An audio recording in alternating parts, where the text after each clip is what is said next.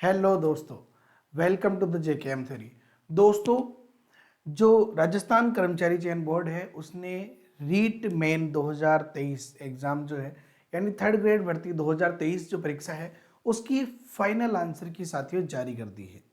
और साथियों, final answer की आने के बाद में बहुत सारे व्यक्तियों के जो नंबर है वो क्लियर हो गए हैं, क्योंकि बहुत सारे व्यक्ति ऐसे हैं जो कि कम जो कोचिंग सेंटर उनके आंसर की से नहीं मिलाते हैं, उसकी बजाय वो जो है फाइनल आंसर की का इंतजार करते हैं। तो फाइनल आंसर की भी आ गई है। तो जिन लोगों ने पहले नंबर नहीं मिलाए थे उन्होंने भी मिला लिए, जो पहले सिर्फ ऐसे अंदाजा लगा रहे थे उनके भी नंबर पता चल गए हैं। तो साथियों, दिल थाम के बैठिए, क्योंकि बहुत सारा एनालिसिस करके, अब आप कहोगे एनालिसिस कैसे, देखिए बहुत सारे वीडियोस मैंने देखे हैं, बहुत सारी जगह का जो पोल हुआ है उस पोल को मैंने देखा है, और साथ ही साथ मैंने भी काफ़ी सारे स्टूडेंट से बात करी है। पेपर की क्या कठिनाई है, कितने लोग बैठे हैं, क्या रेशियो है सिलेक्शन का, और पहले क्या कट ऑफ रह चुकी है, और ये सारा जो फिगर है इसको जानने के बाद साथियों हमने जो है यहाँ पे मेरिट का अनुमान लगाया है साथियों।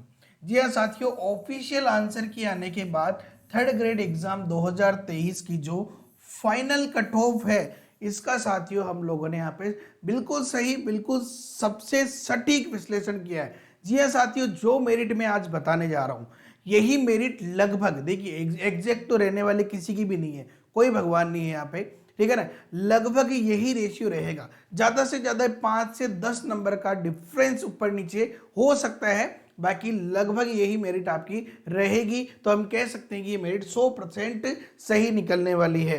रीट लेवल 1 और लेवल 2 दोनों के लिए साथियों हम इस वीडियो में बात करेंगे। तो आगे देखने से पहले अपने दोस्तों के साथ भी शेयर कर दीजिए ताकि उनको भी मेरिट का अंदाजा हो जाए। चलिए साथियों, तो सबसे पहले हम साथियों बात करेंगे रीट लेवल 1 के विद्यार्थियों के लिए। देखिए सबसे पहले आपको ये पता रहना चाहिए कि आपके कितने नंबर आ रहे हैं या कितने क्वेश्चन हुए हैं। तो आपको कैसे माइनस मार्किंग का अंदाजा लगाना है। माना कि आपने 115 क्वेश्चन किए हैं, ठीक है ना, उसमें से आपके 15 क्वेश्चन अगर गलत हो गए हैं तो आपको उन क्वेश्चंस में 3 का भाग देना है। कितना आया? 5। 15 और 5 कितना हो गया? 20। तो सीधा सीधा 115 में से 20 क्वेश्चन कम कर लीजिए, यानी कि 95 क्वेश्चन आपके सही हो रहे हैं। 95 का डबल यानी कि 190 नंबर आपके आ रहे हैं। तो ये आपको इस प्रकार से आपके नंबर फाइंड करने हैं कि कितने नंबर आपके आ रहे हैं, ठीक है ना। और उसके बाद अपन सीधा सीधा आ जाते हैं मेरिट के ऊपर साथियों। मैं आपको नंबर बताऊंगा कि क्या क्राइटेरिया रह सकता है और उसी के आधार पर साथियों हम यहाँ पे बात करेंगे। चलिए, तो सबसे पहले जो हम साथियों बात करने वाले हैं वो है रीट लेवल 1 वाले विद्यार्थी। तो जो जनरल की कैटेगरी की जो मेरिट है साथियों वो लगभग 175 से 180 के बीच में साथियों रह सकती है। इसका जो जनरल मेरिट है रीट लेवल 1 का 175 से 180 के बीच इसका साथियों क्राइटेरिया रह सकता है। और उसी प्रकार अगर हम यहाँ पे साइंस में देखिए, सबसे पहले मैं जनरल मेरिट के बारे में बात कर रहा हूँ, सारे सब्जेक्ट के बारे में, ठीक है ना। और उसके अलावा लेवल 2 L2 साइंस मैथ्स की बात करें तो उसमें भी लगभग यही क्राइटेरिया रहेगा, 176 से 180 के आसपास यहाँ पे लेवल 2 साइंस मैथ्स की मेरिट देखने को मिल सकती है। इसके अलावा साथियों हम बात करें सामाजिक विज्ञान एसएसटी के अंदर तो 195 से 200 नंबर के आसपास ये मेरिट साथियों मिल सकती है। सीधा सीधा रीजन ये है कि यहाँ पे सीटें कम, संख्या ज्यादा है, ठीक है ना, इसी वजह से 195 से 200 नंबर तक यहाँ पे मेरिट अपन यहाँ पे एसएसटी में देख सकते हैं। इंग्लिश की मेरिट भी साथियों काफी कम रह सकती है। मैं कह रहा हूँ इंग्लिश की मेरिट हो सकता है कि आपको सबसे कम देखने को मिले, क्योंकि बिना ब्रेक की बस में बैठ गए सभी, क्योंकि सीटें बहुत ज्यादा है, बैठने वाले कम है।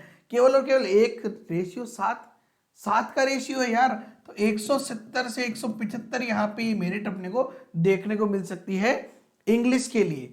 साथियों अंग्रेजी के लिए जो मेरिट है 170 से 175 हमें यहाँ पे देखने को मिल सकती है।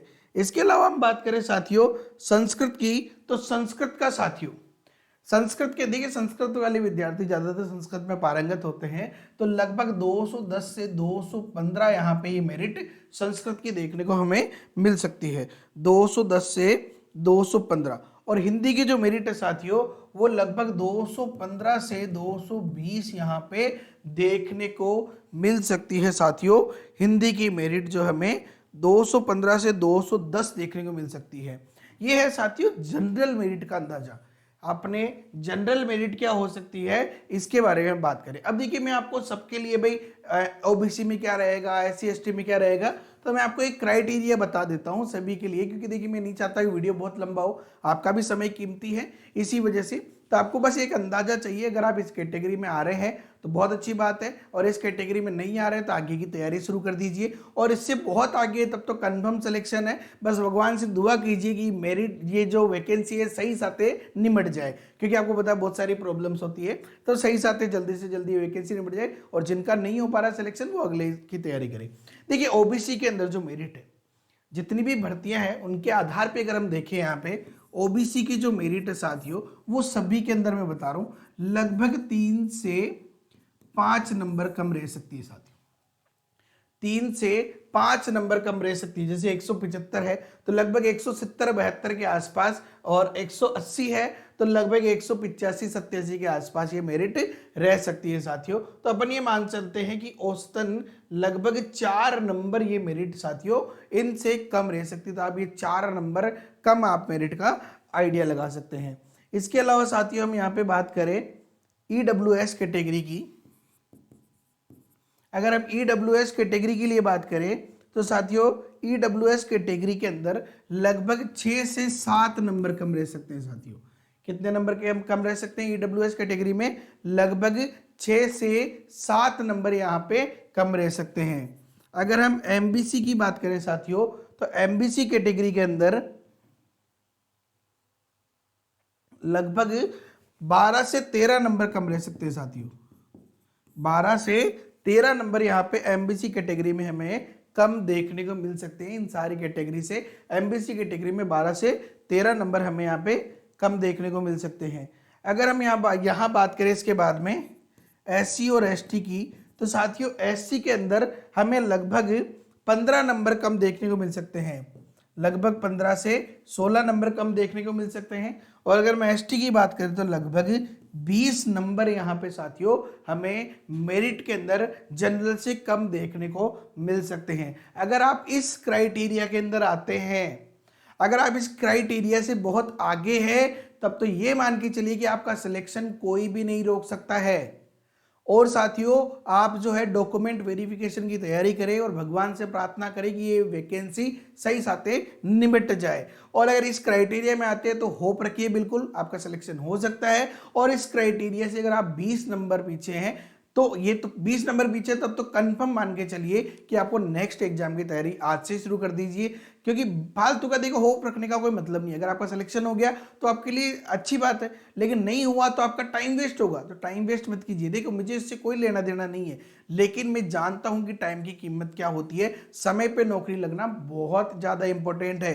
तो बस आप तैयारी करते रहिए साथियों। आई होप कि आपको ये वीडियो बहुत पसंद आया होगा। अगर पसंद आया तो लाइक करें, अपने दोस्तों के साथ शेयर करें, और चैनल पे नए हैं तो सब्सक्राइब कर दीजिए, क्योंकि ऐसी ही वीडियोस और एजुकेशन से रिलेटेड जितने भी एग्जाम है उन सबसे रिलेटेड हम आपकी तैयारी करवाते हैं। तो हमारे साथ बने रहिए, चैनल को सब्सक्राइब कर और बेल आइकन पे क्लिक कर लीजिए ताकि आने वाली वीडियोस की नोटिफिकेशन आपको मिलती रहे। Okay, have a nice day, thank you so much. जय हिंद, जय भारत।